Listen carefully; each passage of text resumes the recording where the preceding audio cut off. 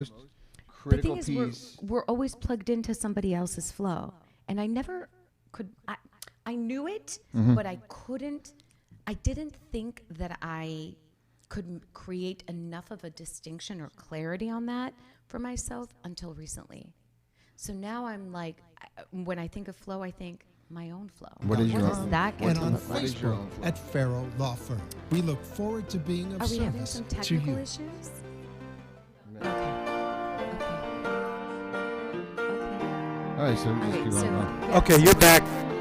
Okay, here we go. Back. So we were talking About flow. about flow, and we went with that flow, and that's part of it. But for me, the flow has been, there are certain days of the week that I'm extremely productive and hyper during the morning, really, really, really early in the morning.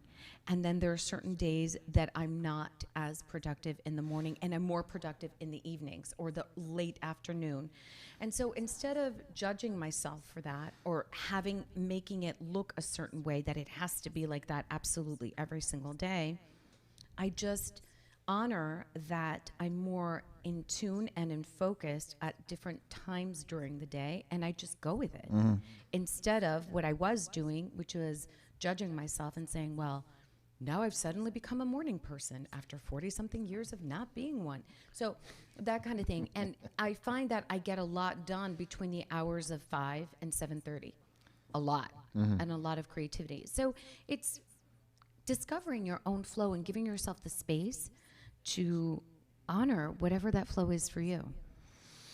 And I know that there's some things that came up for you this week, and it seems like there's part of you that's still going through those things.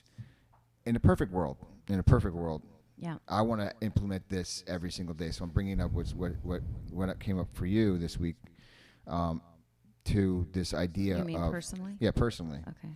Because in a perfect world, I want to be at my desk, writing on my computer around 6:30, 7 o'clock in the morning, and then do that till 9, and then I could hit the gym and then go into my day. That's not always possible, and that's where you really find out where your character's at, because it's that.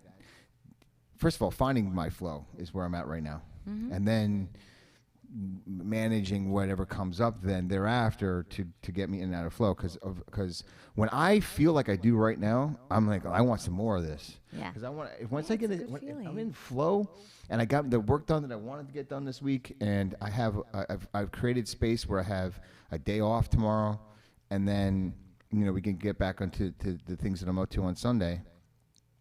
I feel great.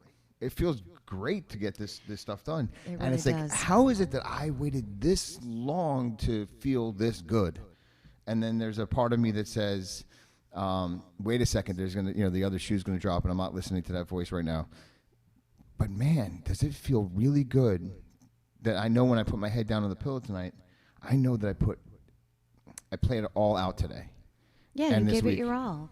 I think that feeling of giving it your all is really what the reward is, and the results from that show up organically. It's nothing. It's not. Yeah. I think the effort is in honoring the flow and going with that personal flow that you generate, producing what's on your heart or in your brain, and translating that onto the outside world. And it's incredible when the results show up like that. In spite of my experiences this week, I was able to accomplish a lot of things that were really important to me, and start with our marketing initiatives and get things going, and work with Gina on certain things, and talking about the relaunch of the Verdict TV, and talking about the launch of something really special that we're going to be announcing on January 31st right here on the radio. Right. That we're working on that has to do with our personal development program, and being really faithful to those things, because we get to respect every aspect of who we are. So you do music, I do music. I make time for that every week. If it's at church, if it's working with my voice coach, if it's collaborating, whatever it is, I create time for that. Just the same way that we get to create time for the personal development and everything else. And once you start honoring each part of yourself and giving it the time and the love and the space that it needs, I think that flow happens. All right, now, I like to put things more practical things for the listeners out there. Like, what are we talking about? Talking about like not only just being intentional with how you create your day, and I'm starting to look at all of this stuff, like putting my clothes out the night before, picking my underwear out even, because the less choices I got to make tomorrow, Yep. that I can handle tonight, the night before, the better off I am. It's Yeah. like, I Yeah, used you're to, setting yourself up to win. saving time by not taking showers. Now that worked out for me for a while. I was called out for it recently by my girlfriend. She's like, you gotta shower, before you get into bed. I'm like, that sucks. But like, Welcome to listen, domesticity, darling. What? I was listening to that guy David And Goggins. hygiene, I was PS, listening to the guy, David Goggins was saying that I don't want to brush my teeth. I don't want to take showers neither. But this is things that I have to do. I'm like, man, this guy's speaking my language. I'm like, if I can cut that stuff out, that nonsense, that whole stuff that like Fresh breath and hygiene. Yeah. Do you know? Well, okay. Now, if you want to go by the history of okay, Wyatt Earp didn't have to brush his teeth. All right. I'm sure Wyatt Earp didn't have that many teeth. Let's start with that. Like, he wasn't missing his. You're not going to do this on this show. You can do a lot of things, but disrespecting Wyatt Earp. Is No, just I'm not one of them. disrespecting Wyatt Earp. I'm simply pointing out the point in history that he lived, and the likelihood of him having a full rack of teeth was not that likely. Do you know why a toothpaste is I minty? have mad respect for Wyatt Earp. Okay. Do you know why? And we'll take a break after this, and maybe we'll get the answer on the way. But I'm going to leave this with you. You know what? We'll take a break. Why is toothpaste minty? I want you to really, really think about this. I'm gonna Don't dig answer now. deep. We're I'm going gonna to take dig a. deep There's a on the very break. important message that's happening right now. Okay, we're going to take a commercial break and listen to this See message y'all in from a our couple sponsor. of minutes. From our sponsor, Farrow Law.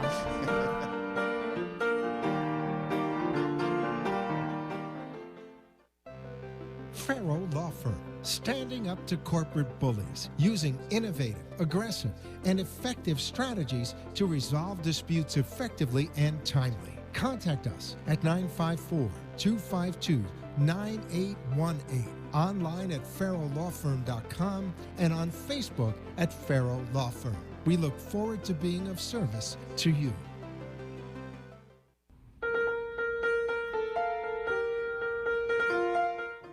You've been listening to the Momentum Mindset Show. With Jay and Janine, give us a call at 888-565-1470. And now back to the show. And welcome back to the Momentum Mindset Show. We are about to have the answer to all the universal questions answered in one answer to one question For right those now. of us who may be joining us Oh. after who missed it, Sorry. Jay asked a universally Powerful question. powerful question, which was, and I will reiterate, Yes. why is there a minty flavor in our toothpaste? Yes. I thought about it long and hard. And? I'm going to say that it's to freshen and kill germs. No. Okay. What is it then?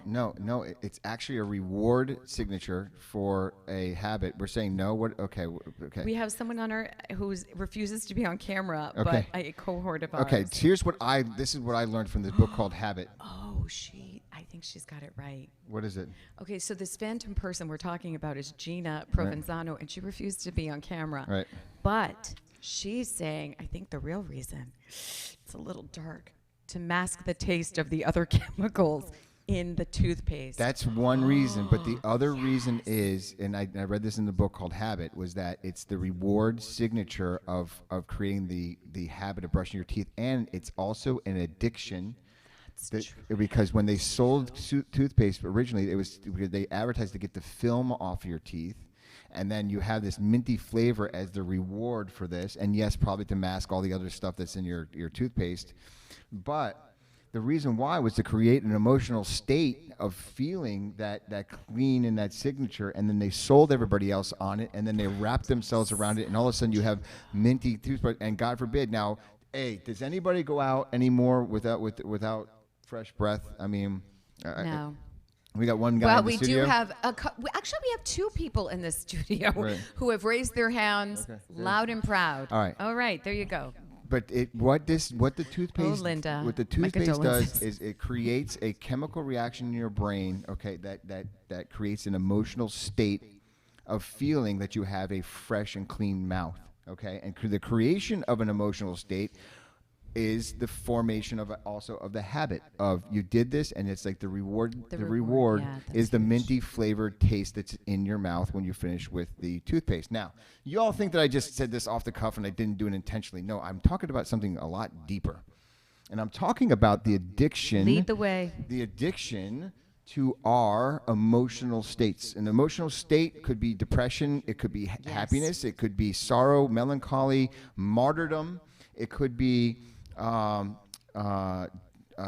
queen, it could be what is the word I'm looking for? Victimhood. Yeah. And it could be lack, There's unworthiness. a hood, and it's called victim. An emotional state is created by an addiction to the chemicals that are released in your brain when you feel a certain way. You know, people complain about how they feel like, I'm so unhappy, I'm so happy, and you're never going to change that because you're addicted to it. You're addicted to coming home to an emotional state, and this is why. In addition to the fact that when you repeat something like that over and over again, right? Going back to Napoleon Hill. Right. You're right. You make yourself right. Right. You can't is right, Right. and I can is right. It depends. Like Right. you're I told also you, feeding your I brain. told you I wasn't a good writer. I told you this would never work out with me. I Exactly. told you there wasn't going to be enough. I told you I was going to be late. I'm a late person. Yeah. And all of that stuff is that feeling of being right while you think that you hate yourself for it. You're actually addicted to it, and you're going to find yourself back to this home over and over again. I am addicted at this point to the emotional state of not feeling good at the end of the day because I didn't get my work done. Now, just like going to the gym, if you all haven't been to the gym and you go to the gym and all of a sudden you have this euphoric feeling and it's like, wow, I want to do this all the time until the next morning and you realize, oh my God, I got to go to the gym to feel this way. Right. And you actually have to build the muscle of going to the gym. You have to build the muscle to create the new neural pathways in your brain such that you are creating a pathway to live in a new emotional home. Correct. You create a new normal. Right. Because the normal that you created leads you to those very negative feelings that you're addicted to. So in Wyatt on a Earp's daily time, basis. you said he didn't have a bunch of teeth. I don't know how many don't teeth know. he had, but you have a good point.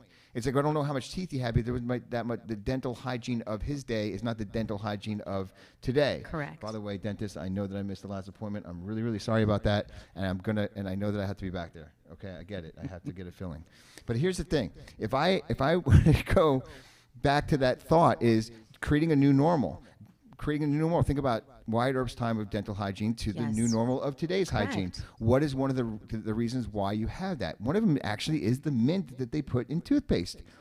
It's brilliant. You know, these marketing people are absolutely brilliant. So so to create a new emotional home or state, creating a new habit to get there, there's got to be a reward. Today I feel like fantastic. What better reward is there to feel like you put it all into the day and you got the stuff done? And really what it was the first 15 minutes of writing that really gets to me. It's the first 15 minutes of going to the gym that gets to me because I want to walk away from going to the gym. So I'd be so curious for you, and I'm going to notice this myself because I did a lot of self-reflection this week, and we'll get into that as well. But what is the conversation in the first 15 minutes? What are you actually telling yourself that you have to push through so deeply? So, because that's the key, because in those 15 minutes, you're trying to make yourself right about something. Actually, what is it? It's physically taxing. It's similar to when I go to the gym and I'm starting to work out my muscles. They're not, I have to work out first before I work out. In other words, I have to stretch. I have to stretch my muscles. Similarly, I feel like, and I don't know the science behind this, but I feel like you have to stretch the neurons in your brain to get them firing, to get them in flow. It's like, and that once you get into momentum, just like anything else, then you're in momentum, and then you're creating flow. That's your gravity assist. Right. So there's no I don't think there's an automatic where you walk into the gym, you work out without really opening up yourself to getting hurt. And okay, I can't do my highest weight set. In other words, the most amount of weight that I can right away. Right. I actually have to build into that. Sure. My muscles actually wouldn't carry the amount of weight that I can actually do on my fourth or fifth set. Got it. And so I think that Same thing with my brain. When I sit down to do the work, it's that I know I need to go through the first 15 minutes of this really is horrible.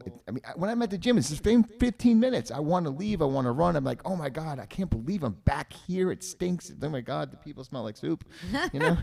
And then all of a sudden something kicks in. I'm like, wow, I feel great. You know, you have that first burst of this and you're like, oh, I'm here. And then that song comes on and like, wow, that's my jam. Gosh.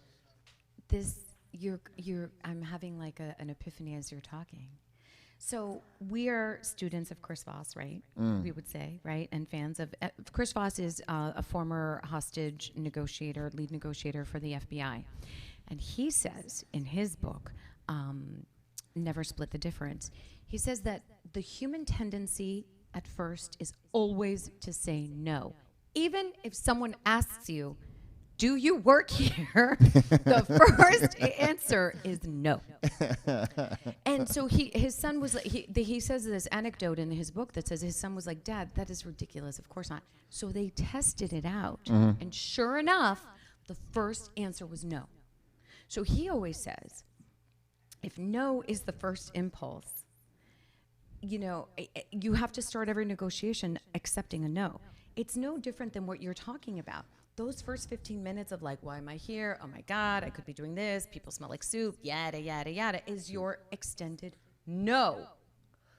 It's also what do you think? But how I can even go deeper than that. This is Let's actually go deeper. The 15 minutes that you start the gym. If I'm starting a project, I'm actually sitting down to write and be creative. It's actually my unworthiness conversation telling me, Jay, you're really not worthy of feeling good.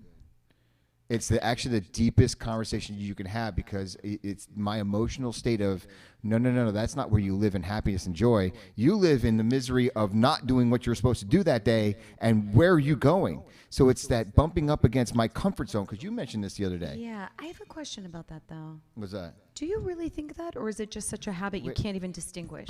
It's not. See, the thing is, logic has nothing to No, do. no, I didn't ask you. What's that? I didn't ask you to logic. I'm asking you your impulse. When I ask you, do you really believe you're unworthy, or is it a habit? It's a habit of thinking. It's a habit of thinking. Okay, because that is a huge distinction. Because the habit can be undone. Right. And I want to draw this distinction, because I'm not saying that you don't have a part of you that believes that. But you have a very large part of you that is habitually speaking into that and feeling that way. So what comes first? I think that both things get to be addressed if there's going to be a transformation. Okay, when you say addressed, this is what I want to say. There's so much what we talk about in transformation of these things of we need to do X, Y, and Z. We need to address it and stuff like that. To me, I don't know what that means. What I do know is I've identified the block, the first 15 minutes. Mm-hmm. I know that for me right now, there's no getting around it. There's no going through it. Right? I get to go through it. So my answer to this is like, my addressing the block is waking up at a certain time and saying, I'm sitting down on my computer, and all of this, no, don't, maybe later, let's do Facebook, let's do this. Yeah. No, it's sitting down and start pressing buttons on the computer and getting through it. That is addressing it. That to me, okay, that is actually addressing it. Is because when people talk, they're like, well, I'll get around to it, or we need to address that, or we need to talk about it, or you need to feel like better, and you need to, and I'm just like, no, I'm just saying, because a lot of times it's just like, what is it that we need to do? Because I have listeners that write to me like, oh, how do I do this and how do I do this? Well, identify what it is for you. And go through it. What I'm speaking into, Jay, is the awareness. Because, again, you can't go through something or ultimately transform something if you don't even know what you're really transforming. So you start at step one, which I think is incredible to identify, getting through it, just sitting down there and plugging away. But what I'm suggesting is that, what I mean by addressing it is the distinction of, like, do I really think I'm unworthy, or do I have a lifelong habit of this narrative that plunges me into this particular state that I then have to push through? Because in sitting in that discovery, and I'm not suggesting you do it every single morning, but I'm saying that eventually I think it may merit some looking at. Well, because it's also a choice to push through arduously for the rest of your life in the first 15 minutes. Okay. That's what I'm suggesting. Logically, I say that I'm worth it. Results don't lie. That's the not- universe that's around me is just feedback for how I feel about myself, and I'm creating all of it. So if let's say my bank account, if I don't do the work for the day, right, and the 9 times out of 10 I haven't, except for like this week and some glimmers of light this last year. If I look at certain identifying factors, I'm like, wait a second. If I'm saying yes, of course I'm worth it, then why didn't I do it?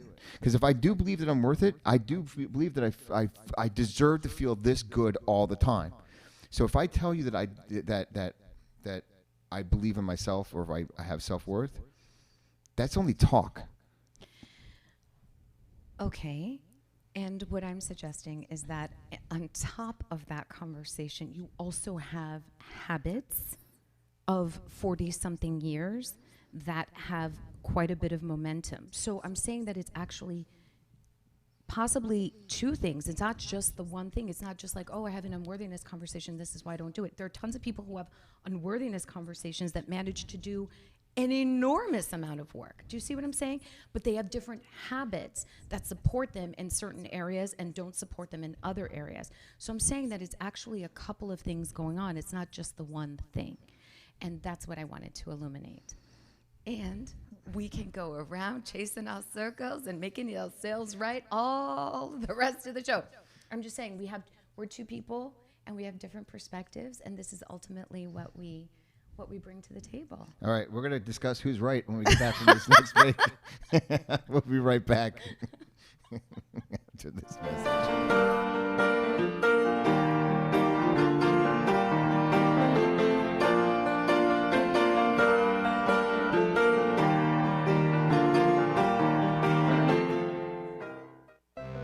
Farrow Law Firm, standing up to corporate bullies, using innovative, aggressive, and effective strategies to resolve disputes effectively and timely. Contact us at 954-252-9818, online at farrowlawfirm.com, and on Facebook at Farrow Law Firm. We look forward to being of service to you.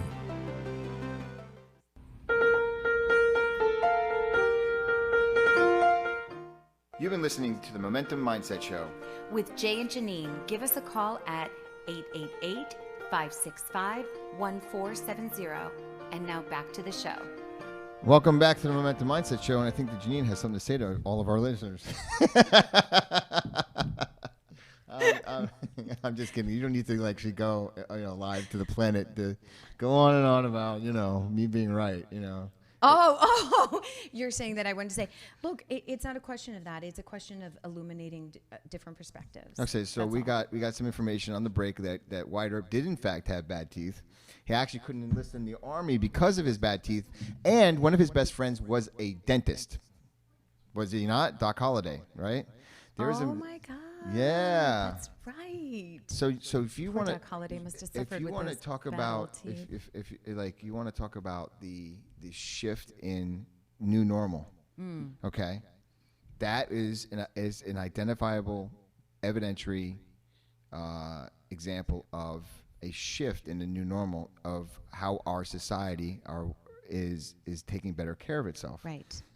Well, I've spoken about this before, too. Speaking of new normal, in the medical field, there was an Austrian doctor who suggested to people that maybe not killing women during childbirth had something to do with washing your hands.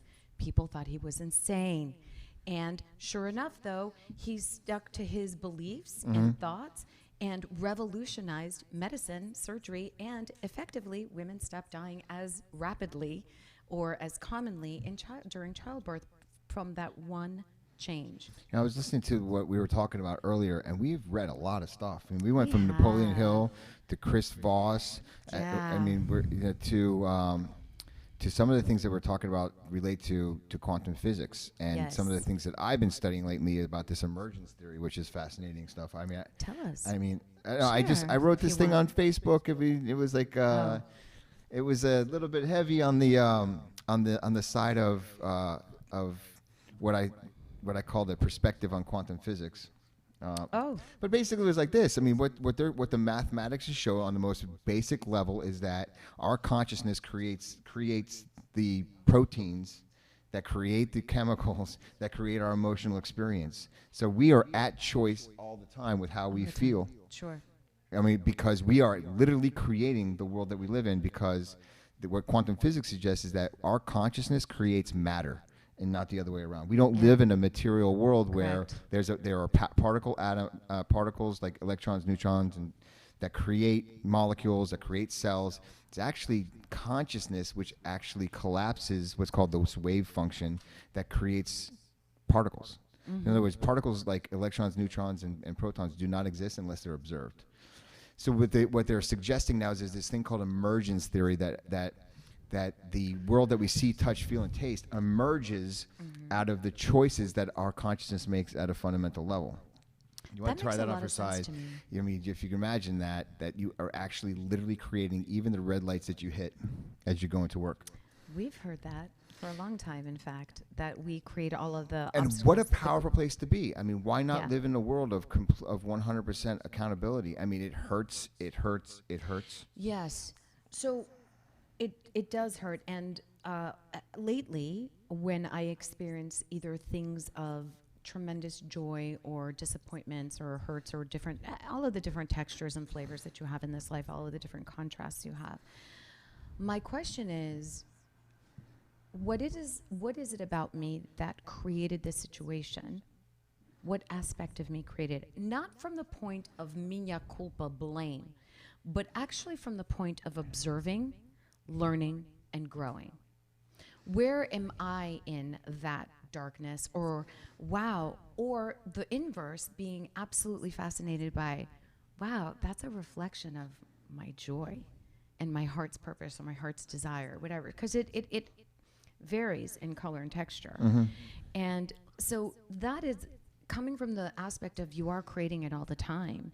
When I experience something that either a very big high or a very low, and everything in between, I've started to become very aware and ask myself, where did that come from? How did you create that? And, be standing in the point of curiosity and learning. It's a really cool place to be, instead of like, or yay, just a random point of happiness. Woohoo, I hope this strikes me again, or lightning strikes twice. No, like, what are you creating? Being intentional. So I was going back to the logic cannot talk you out of how you feel. No. Like, the most basic example is that's like, what does she see in him? And it's like, on paper, this person, whatever it is, it's like, it doesn't make any sense.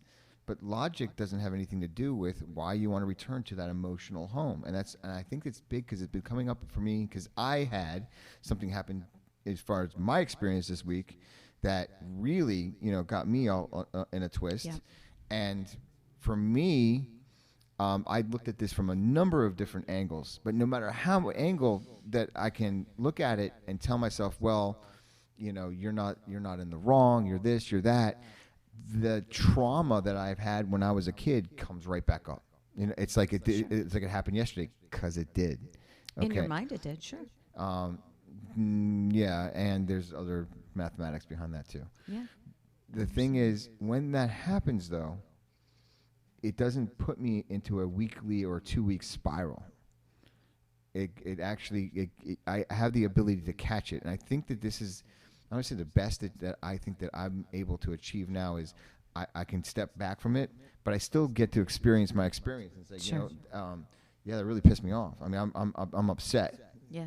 And then someone said to me, she's like, you're upset because you're hurt. I'm like, no, I'm not hurt. No one can hurt me. She's like, that's what being upset is. If you're angry, you're hurt. Of course. Anger is a manifestation of fear and hurt feelings. That's what anger is. It's an analgesic for fear and pain. And one of my highs is being angry. One of the things that I started and it happened when I started picking up CNN.com again on my cell phone. Because let me just take a look at this. Let me take a look, because this Google has some news. And I started looking at the Google News, and I was like, oh, let me just take a look at Yahoo, because Yahoo's not CNN. Really? So and then all of a sudden, I'm like back on CNN, and I'm at traffic lights looking. I'm like, oh my God, what just happened between one traffic light and the next traffic light? Because and what I identified with is all this stuff happening in our politics today. if this is happening to me, it's got to be happening to most people. It's like Absolutely. you're getting a hit of some side said this, and then the next side says this, and you're getting a bounce back of these chemicals released into your body in the cortisone. drama that we're all and accustomed to. then all of a sudden, at the end of the day, it's like you're filled with all of this toxicity. And it's because we are feeding now off one another. It doesn't even matter. It's such white noise. Right. And we're all going back and creating this new emotional home, which for me wasn't serving me. So, Right. going back to this whole thing about emotional home and how do you, okay, if I live here and I know that I live here and I want to move, what is it going to take? We had this conversation outside the office the other day. Yes. Well, and I would say I would like to share something that I've discovered too. It takes a lot of discipline, actually. Because of certain things that I experienced this week, I realized that I had the power to escalate the situation into a massive, drama-filled, crazy, like bedlam situation. And a very, very big part of me really wanted to. Because it feel good. Yes, because I was hurt. And then you would get to be Right.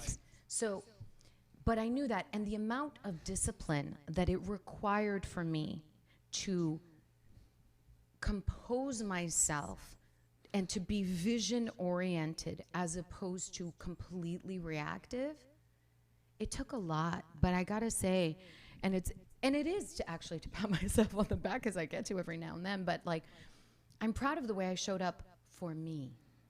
Because at the end of the day, I'm the one that I go to bed with. I'm the one that I have to look in the mirror to. Right. I'm the one whatever. So I am very well aware that 2 wrongs don't make a right. And yes, I get to be human. And yes, I get to throw it down every now and then. And yes, it gets to be ugly. And when I can catch myself and say, okay, you have the power to create something different here and do it, that takes a lot of discipline. You just said something like, I get to pat myself on the back from time to time. Do something like that? Yeah.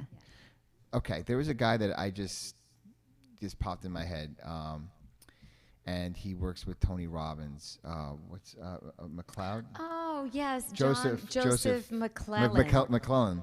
And he had this thing about when you walk into a room Yeah. and you just like, That's so cute. and Yeah, you it's true. bow, Yeah. you walk. Imagine you walk And into you tell everyone you're awesome. You walk into the mall, right? And to walk through the first doors that you walk in, and you literally walk in and you bow as if there's an audience clapping for your entrance. Yep. And you wave and you kiss and stuff like that. I think that is powerful because why not No, true. be all the time when you see, I get to pat myself on the It's back not a my little, habit to do that. a little bit. It's not my habit to do that. I have the habit of the opposite, being self-deprecating, being humble, being. That's a habit too. Humility is overrated in most instances, I think. Sorry if that's bothering Yes, it people. is, Ron Burgundy. Yes, it is. Because I think humility gets confused with just that. Yes. With self-deprecation, Yes. with being small, and then having an excuse to be small and said, hey, you know what? I did that. I accomplished that today. I'm proud of the work that I did Yeah, today. yeah. And I'm proud of myself And this week, actually. if there is a Could have burned a village. It didn't. And I'm so about burning bridges too. Bridges and villages. Yeah. Well, I think it's called for in certain situations. I think it's absolutely called for in certain situations. I didn't make that call in this particular situation because of whatever reason, but sometimes it absolutely is the way to go. Unapologetically. My story is it's hard in business to burn bridges, and then it's like I don't like waking up feeling like I'm the. That's why you burn the village. Somebody's. You don't burn the bridge; you just burn the whole village. Yeah, no, the whole thing. I'll just burn it down. I don't care. Like, I mean, and if like that's the thing, because nothing. That's like chaos, right? You just. All right, didn't work out. Let's just because I want people to know that all the things that you think that you know, like not only do I not care about, but I've always I have a way of just getting around them or just blowing it up, and just that's like I'm like a talent. And that's part of my rambunctious. That's part of when I get hurt, I'm gonna hurt. And that's to your credit, people, right? Hurt people. Hurt people. And then though, if I'm just saying, okay, from a point of, yeah, I'm gonna do something different, Like I said to you the other day, let's go into the office. Let's take out all of the stuff. Let's move out today, and let's go to like some other An place, undisclosed an location. undisclosed location, and start typing away on our computers. All we need is Wi-Fi and a little bit of For those of you who don't speak Spanish, that's Wi-Fi. And Wi-Fi. All we need is a little bit of that, and then just go and that's it. I'm all about it. And then let the chips fall where they may, because the chips will be just fine. And there's something. How about this one? Yes, I'm bowing. To say to the universe, I'm not so much attached to anything here so much as I love myself and trust myself enough to create the world that I want to live in, no matter where I'm living at. In other words, I don't need this or that person or anything else. I'll collaborate, I will love, I'll be in partnership with that, but if that's not supporting me, I'm walking. And it could be anything, from the office to anything, and you just say, okay, that's it. Because I'm not going to wind up in a hospital bed again. I mean, until I'm, like 150, I don't know. Totally. But I'm not doing it. Okay.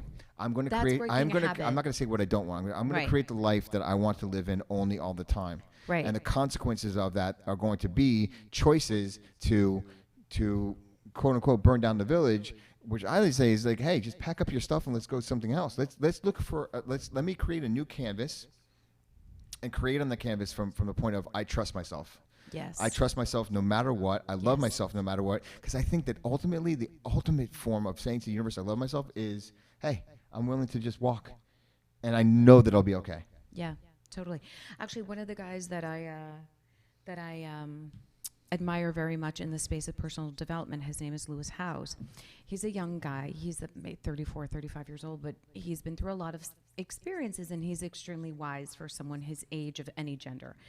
And he's one of the things that he says was he came out of a very, very long-term relationship that, unbeknownst to anybody in his audience, was very acrimonious. It was an unhappy relationship, which is ironic because he portrayed himself to be we all have our growth and we all have our things. But one of the things, so now he's in this other relationship, and he was saying to the person he's in this relationship with today, we only have now, and this is better than anything either of us have ever experienced ever. And if it ended, we had the joy of the experience. And the good news is we're just going to be okay. So from creating in that space, knowing that, being so trustworthy in that, and trusting himself and trusting his partner and trusting love itself, he feels the best and the freest he's ever felt in his life because he's not beholden to anything other than the experience in the moment, because he knows that no matter what, he's going to be just fine. Okay, we're going to take a couple seconds to go to break, and on the other side of this break, maybe talk about what we're up to next. Okay.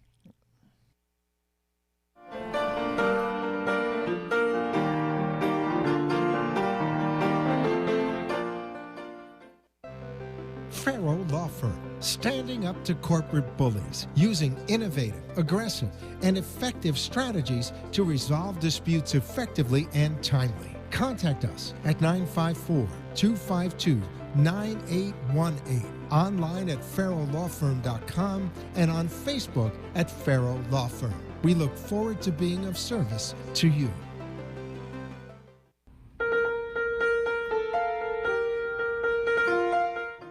You've been listening to the Momentum Mindset Show With Jay and Janine. Give us a call at 888-565-1470.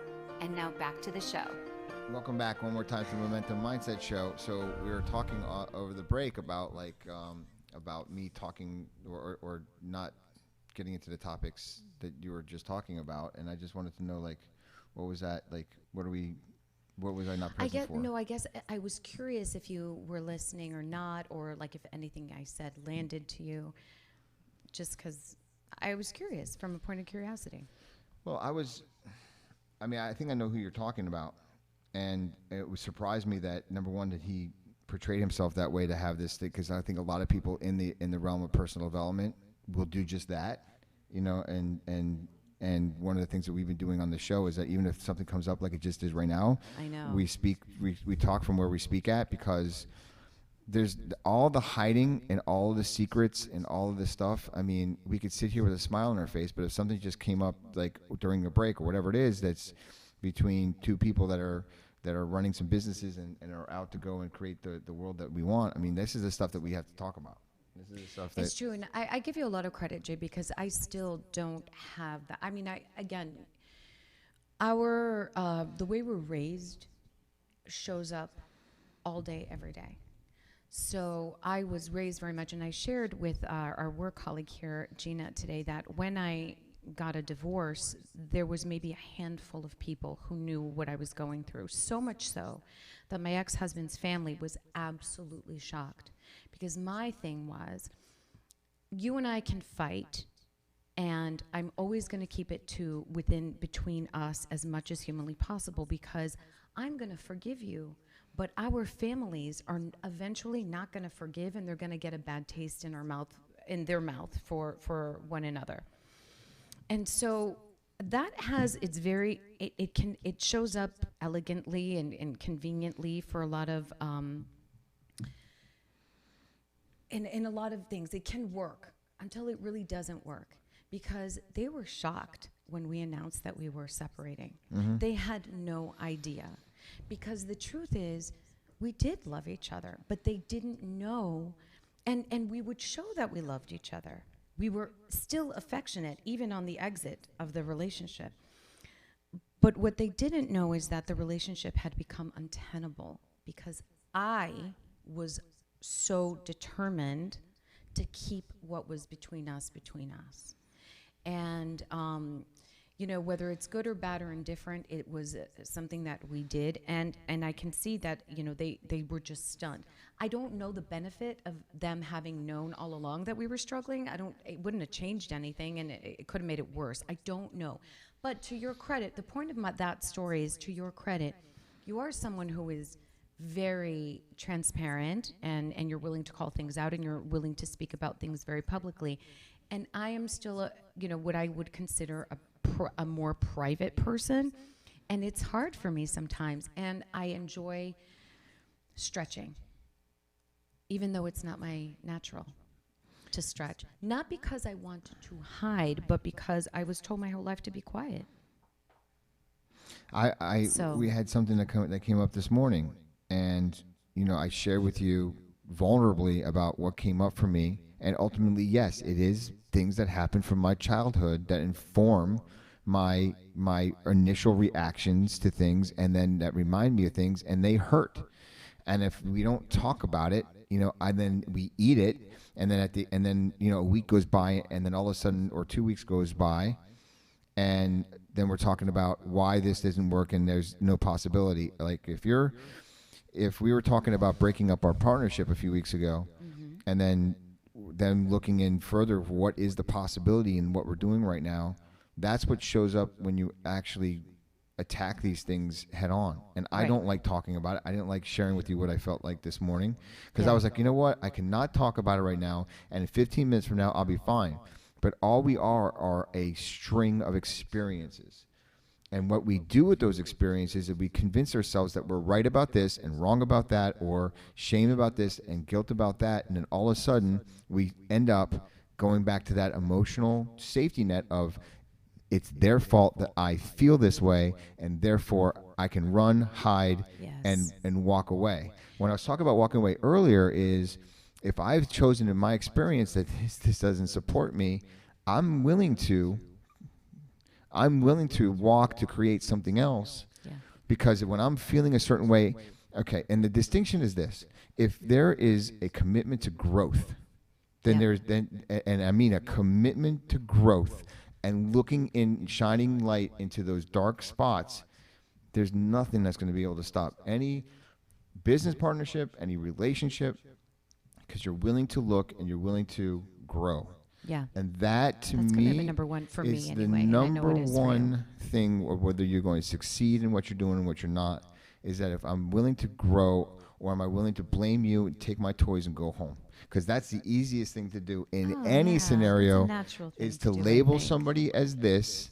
And mind you, some people are so committed and so tied into the matrix, so to speak, that yes, you could spend 1,000 years and you can, or you can go and just enjoy your life. Yeah. And that really is what I it takes two to appreciate tango. about you the most, is that I can share those things with you and go into those nooks and crannies of, this is what just came up for me, this didn't support me, and then you can say the same thing to me, Right. and I can handle what you're saying, and that will support anybody in whatever relationship that you have. And I know we're about out of time, but I do appreciate you. We had a powerful week. Things are really, really looking good. I mean, I saw a team in our office the other day where everybody was running on all cylinders, and it was just, and it felt good. Gina's here, and I just really appreciate you. And I get to say this on the air, seeing you right in front of me, and thank you for your contribution to us. And thank you to Don and Freddie, who are champion us no matter what. And thank you too, because you are my partner in growth in that sense. As uncomfortable as it is, and as so much more transparent as you are to things, and as sort of, in that sense, I think really sort of, having a British father and just really keeping things under the lid. And my mother was the same way. Colombian people are all about appearances also, so they were like two little pigs in a pod of, girl, don't worry, you're crazy, or whatever the case may be, and always being so tightly put together, right? But I appreciate it, and the level of growth that we've both experienced in, in building the business together as friends, and also individually, has been something really great. And as I said, I don't take any experience today as a gratuitous experience, whether it's amazing or whether it's not amazing. I take it really as an opportunity to learn and grow. What am I missing? What do I get to add? What am I not seeing? And what am I not pretending to see? And how can I ultimately make it better? So. Yeah, I've had the chance to spend some time with my parents, which I know that they're listening, so hi, Mom and Dad. And we've been spending a lot more time and going to lunches lately, and I'm getting to know them on a different level now, as some new things have come up. Some happy, some sad in the last couple of weeks. Yeah. And we have, in our family, for the things that have come up, had the opportunity to have conversations that most families don't. Mm-hmm. They have a son that's living and thriving right now, which could have gone a different way.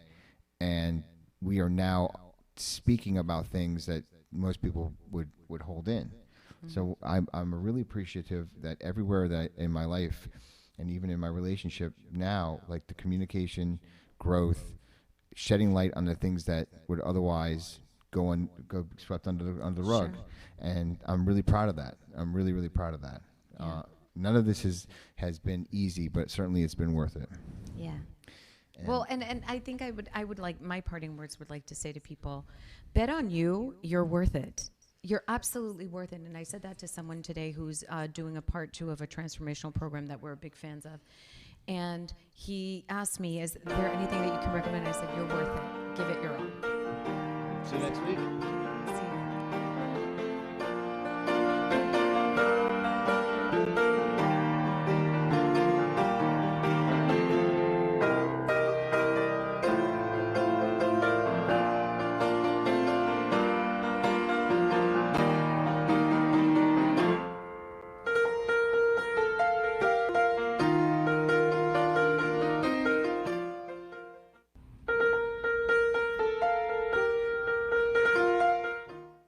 Thank you for listening to the Momentum Mindset Show. For your hosts, Jay and Janine, we'll see you here next week. Thank you for being real, authentic, and honest. If you'd like to reach us, please contact us on our Facebook page, The Momentum Mindset Show, or on our office phone line, which is 954-559-6987. We are stronger together. And remember, keep going.